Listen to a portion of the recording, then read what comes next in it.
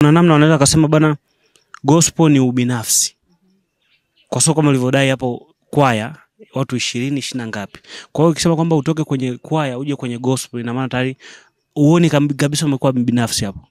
Amna, hujakuwa mbinafsi. Unajua bwana. Kwaya ukiwa mtu wa kuimba kwenye kwaya sana, kwanza utojua kuimba kama kawaida, utakuwa mtu wa chini. Unajua kikundi kikiwa, yani watu wakiwa wengi, mkiwa mnaimba, hawa nitawaacha wataimba. Hata nikitoa sauti kidogo, utojua kama mimi siimbi. Unaona?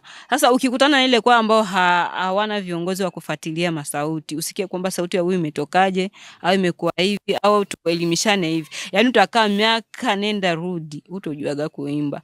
Lakini ukiwa kwenye bendi la watu wadogo au kwenye magospel au makundi wanafundishana kuimba, amna bana imba sauti ya pili, sauti ya tatu ni sauti ya hivyo.